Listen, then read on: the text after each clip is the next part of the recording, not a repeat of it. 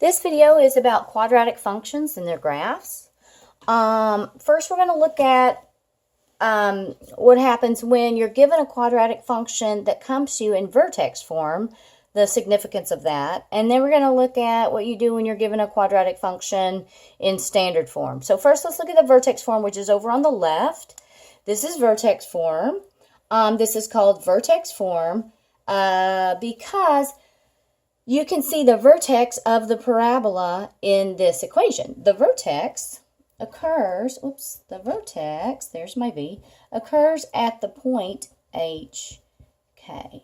So this is a quadratic function. We know it's quadratic because we see this squared. If the highest power is 1, we know that's a linear function. When the highest power of the variable x is 2, we know that that is a quadratic function. And the graph of every quadratic function is some type of parabola. Now, if this a, right here, this number outside of this, is positive, then this will be a parabola that faces up. And this point right here is the vertex. This is where HK will be. If the parabola faces up, we know that this parabola has a minimum value. That's what we can say. It has a low point. If the parabola faces down, it would have a high point, which would be called a maximum. So we'll look at that. In general, let's just look at the picture I've drawn. Parabolas are symmetric, and they are symmetric about a vertical line or axis. And the equation of that is x equals to h, whatever this x coordinate is right there. So when a function comes to us in in vertex form, you can see hk is the vertex. So first, I'm just going to give us some examples of something in vertex form, and we're gonna be able to identify the vertex. So let's do that. What if they give us this? F of x is equal to negative x minus 1 squared plus 2. And then what if they give us this? F of x is equal to 2 times x plus 3 squared plus 1. Or what if they give us f of x is equal to x minus 2 squared minus 3. Or they give us f of x is equal to negative 2 times x, let's say, plus 1 squared minus 4. Let's just go through and look at these quadratic functions. This first one right here, negative times x minus 1 squared plus 2. This is in vertex form. We can see that it's in vertex form because it looks very, very much like this. The h is right here. The k is right here. So if we consider this to be this is formula work. When you have a formula written with a negative, you take the opposite of what it appears to be. So right here, the opposite of negative 1 would be 1. And over here, when it's written with a positive, you take whatever it appears to be. So the k, which is the 2, is positive 2. We keep the positive 2. So that is formula work. Now, if we were to we'll go back and look at this in a minute as if it's just a simple transformation of a function. But right now we're looking at formula work. The a in this scenario is equal to negative 1. What this means is that this parabola is going to face upside down. It's going to reflect. See, reflects across the x-axis. The vertex is at 1, 2, right here. This reflects down just like that. Right here, let's go through and call out this. A is equal to 2. It's positive. That means it's going to face up. Okay. This is my h. I take the opposite of what it appears to be. So the vertex here would be negative 3. This is my k. It is what it appears to be, so I'll take the positive 1. That's where the vertex will occur here. Let's skip down to this next one. The a we do not see. We know that the a is positive 1. The vertex, the h, remember, this is formula work. When it's written with the negative, take the opposite of what it appears to be. It's a negative 2. We will take a positive 2. The k is written with the positive, so we take whatever it appears to be. It appears to be negative 3. The k is negative 3. On this last one, the a is equal to negative 2. So we know this is going to face upside down. I'm sorry, right here, that the A was positive, so we know this will face up. The H is the opposite of whatever this looks like, so it's going to be at -1. The K is what it appears to be, -4. So that's how you can go through and call out the vertex and decide if it's up or down. Now, I want to just concentrate. Let's pick this one right here. You could do this with any of these, but I'm just going to choose this one to concentrate on. Let's say they wanted you to graph this. Okay, let's graph this. Let's think of this, though, just in terms of a transformation that we have already learned about. The basic graph here is y equals to x squared, which, as we know, is centered at 0, 0, and is this parabolic shape. But if we look at this basic graph x squared is being transformed. This is a horizontal shift because it's in there with the function. Horizontal shifts are opposite of what they're supposed to be. So instead of left to, we would go right to.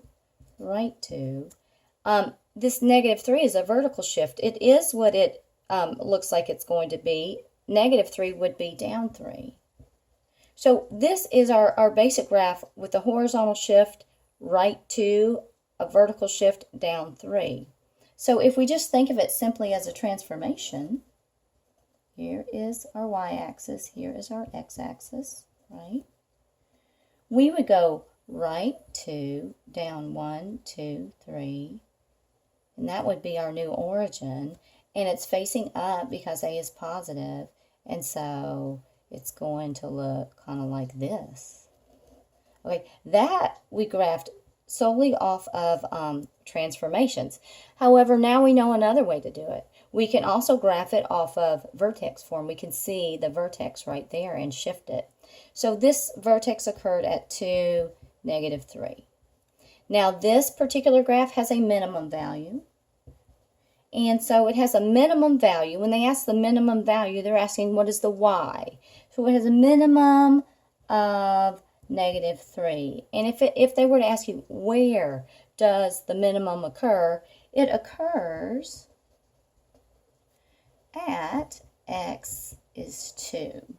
What is the axis of symmetry? Or the line of symmetry? It's x is equal to h, or in this case, x is equal to 2.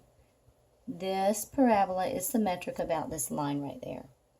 Okay, now let's consider the case where they give us a quadratic function, but it didn't come to us in vertex form and we cannot automatically see the vertex. So for instance, they may give us something like this. F of x is equal to -x squared plus 2x minus 5. Let's say they give us this. Okay, we know this is a quadratic function because the highest power is x. This will be facing down because this A right here is the exact same A as this one right here.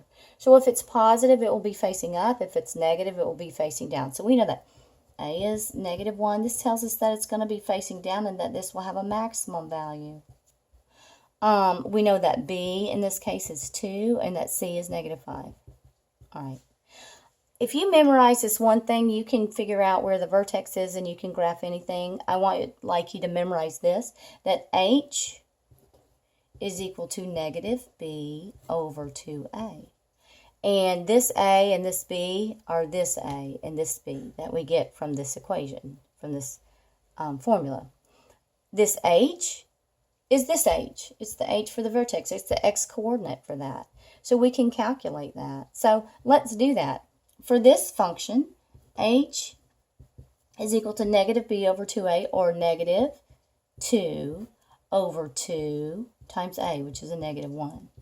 -2 over -2 is 1.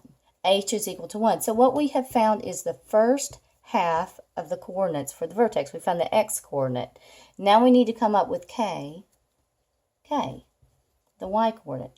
Well, K is simply equal to F of H, or in this case, F of 1. Why this should make some sense to us is if we think of a generic function box, we put in all these different X's and we get out our y's, which are known as f of x. Let's put in a very specific x. Let's put in h. Well, what is the y coordinate that goes with the h? It's k. When we put in h, we're going to get out f of h, which is also known as k, the y coordinate. So for this particular case, we want to put in f of 1, and that's going to tell us the k coordinate for this vertex. So when we say f of 1, that's equal to negative something squared plus 2 times something minus 5, and what I put in this time is 1. And I use order of operations to evaluate this. 1 times 1 is 1, so this is a negative 1 plus 2 minus 5. Negative 1 plus 2 is 1, minus 5 is negative 4. This is my k value, negative 4. If I needed to graph this parabola, I would know that my vertex occurred at 1, negative 1, 2, 3, 4, negative 1, negative 4. I would know that it faced down because my A is negative. It would still be, sorry, this is a terrible vertical line. It would still be symmetric about the axis x equals to h, or x equals to 1. So this is 1, negative 4. So if they said, does it have a max or a min? This has a max, and the max value is always the y, a max value of negative 4. That's the highest point that this graph gets. And it occurs at the x value at x is 1. And that's how you can talk about those.